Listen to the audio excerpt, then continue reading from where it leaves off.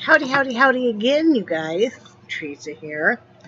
I'm sitting here thinking about some of you guys, thinking about how wonderful y'all are, and I just don't know what I really would do in my life if I didn't have all my wonderful friends on here. You guys just really keep me going spirit-wise. And I know you probably get tired of hearing me tell you how wonderful I think y'all are. And yet, see, my hair's all fuzzing out. I've been messing with the dogs all day, okay? I admit it. My husband would even laugh, and Brad, because we lay down, take short little nap. Well, I got up before him, and I'm, like digging through my yarn. I'm up front here being real quiet, moving my totes of yarn. I have just 2 totes.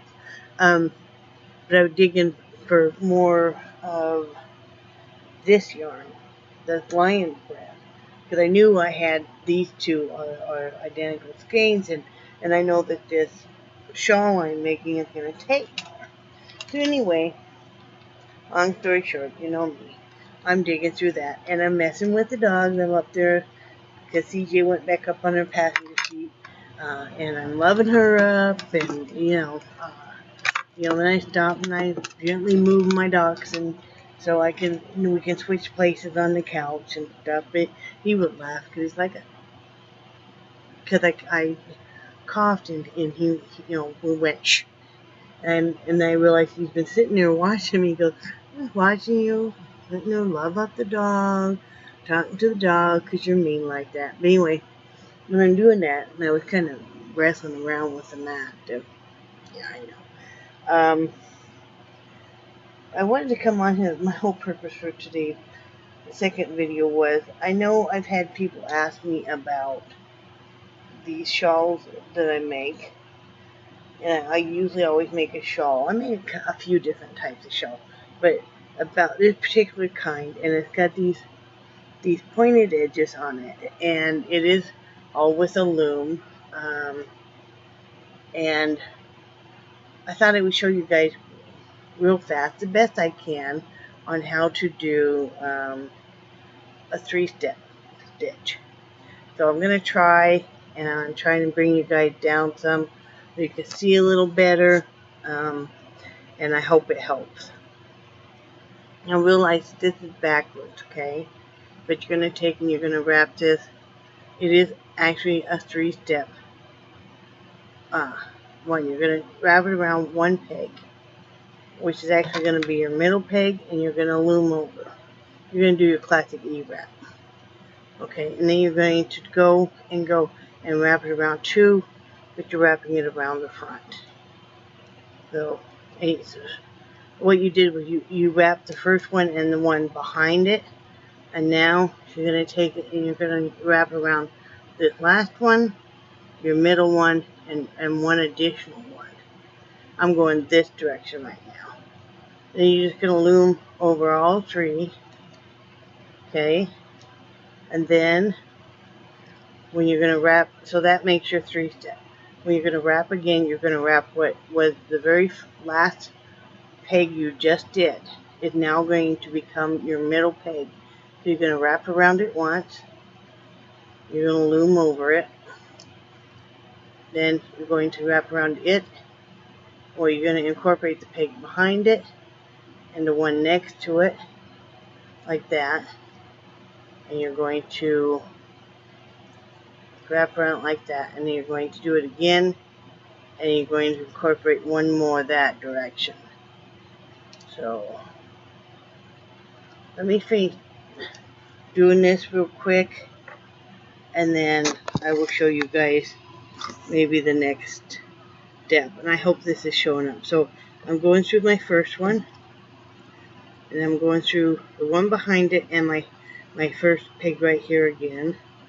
So, and I'm just going right in front, and then I loom over the top. Okay, now I'm going through this one, my middle one, and then one additional one, and you just keep doing that.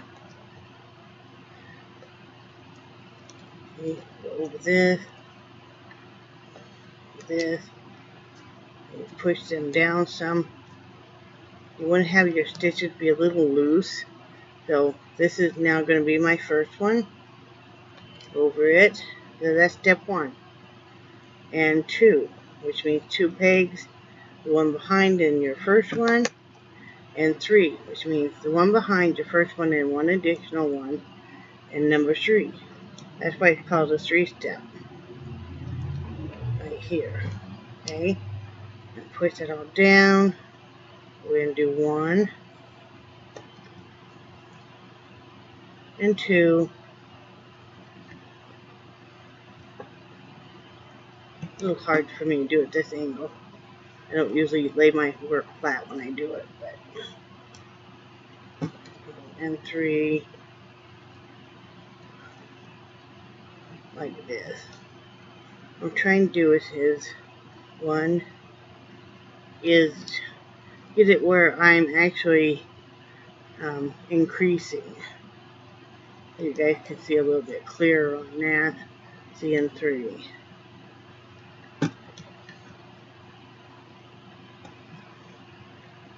When you're increasing, you're going to increase till you get to the midpoint. That's 1.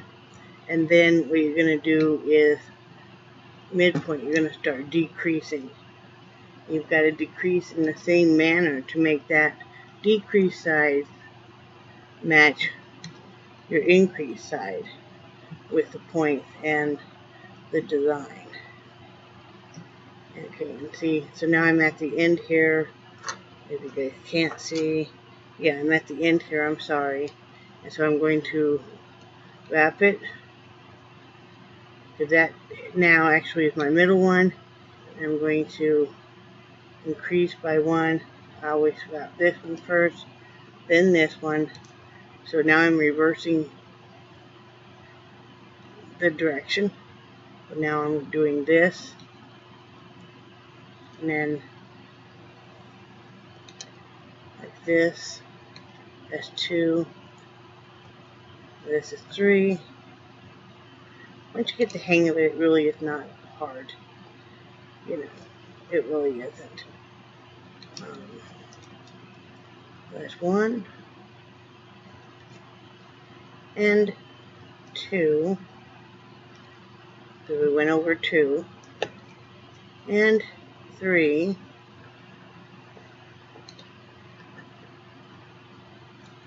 You can't see it well on this yarn, but it makes these little almost knots. So that's 1. This will be 2 pegs here and 3 pegs. Right down showering right now. We have to go to work here in a bit. So that's 3 pegs right there. That's more yarn. There's 1. Now we're going to do 2. I'm glad my nails are done, because, you know, that's what you guys are watching now with my hand. And 3. Like this. Like this. 3. Stick with me just a little bit longer, guys. I'll show you how to increase here in just a second. Let's see. 2, 3. Make sure you don't go so tight. I mean, that's totally up to you. You know, maybe if I turn it this way, you guys can see a little bit better. Let's see. Okay, so this is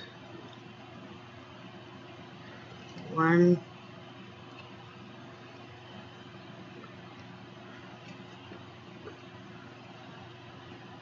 Come on. Weird angle for me. 2 and 3. 3 up over the top. Up over the top. Oh, see? Didn't quite get that one over. Push that down a little bit. And this is 1.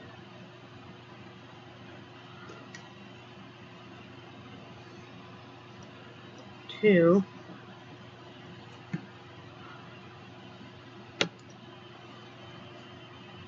And 3. over. Sorry, this is a bad angle for me, but I'm trying to show you guys. Sit down, go 1.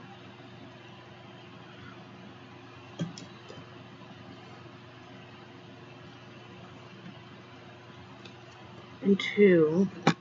Ooh. And you can use this stitch for hats. You could use it for napkins if you wanted to lace your one. Scarves, shawls, you know.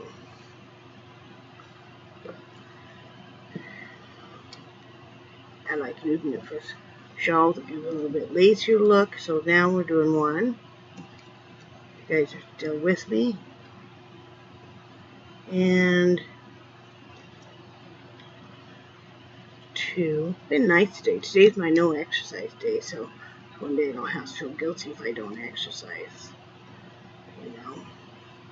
And day 2, I don't have to clean house either. So besides, you know, doing dishes and stuff. And 3. Okay, now coming to the end here, as you guys see, and what we're gonna do is we're gonna go 1. Okay. We're gonna go 2. Like we have been. Remember, we're increasing. So, and now we're going to go, and what I do is I go ahead and I E-wrap this last one, because see, we just increased it by 1. And then like this, go ahead and loop that over. Now you've just increased it by 1. And then all you're going to do is just reverse back again. That's now 1. And you won't do the full 3-step on this turnaround. You just do the 2. And then this will be your 1, your 2,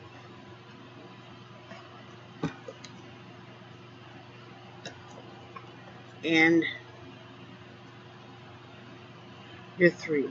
And this is a modified stitch. It isn't your actual classic 3-step stitch. I've modified it a little bit, and in modifying it, let me bring you guys back up here. In modifying it, the way I do my turnarounds is what's giving me these wonderful points that are all down. And when this is all done, it looks very pretty. Anyway, I don't know if that helped any of you guys or not on how to do the 3-step. The 3-step stitch. And, you know, just remember that number 1 is always actually your middle peg. Number 2 is your last. And number 3 is the new peg you're working from. You don't have to, when you're making a triangle shawl loom knitting, you don't have to do this 3-step. You can do classic E-wrap if that's what you want to do. If you wanted to make it looser, you could skip a page in between your E-wraps to make it a little bit looser. Have fun, play with it. If you want, you know, the increasing and the decreasing, there are videos. Type in triangle shawl for loom knitting. You'll find that is the same video that I'm using. And then if you want to somebody who's better at showing you this 3-step stitch, type in 3-step loom knitting stitch and you'll find that. But the main thing is have fun. And there's nothing wrong with if you start doing something and you mess up, you'll just rip it out. You'll just frog it. You know, I've done that with quite a few things. And quite a few things I'll start doing a particular stitch using a particular yarn for, you know, if I'm making a hat or something, and I just don't like how it's looking, and I'll rip it back out and I'll think of new things. But there are all kinds of different stitches out there for loom knitting. You don't have to just do your classic E-wrap, or you can just stick with your classic E-wrap and have fun with it. So anyway, I hope that helped. I know I've gotten a lot of people ask in the past, and definitely I'm not really that great at showing how I do my stuff, but I just wanted to show you guys, you know, how to do that.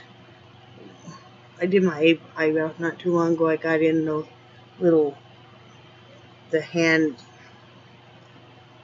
eyebrow shapers, you know, they're like little razor blades on. Yeah, because that's what I do with mine. But anyway, I'm going to get off here. I just wanted to show you guys that and check in with you and tell you guys all that I love you, and I hope you're having a great Sunday.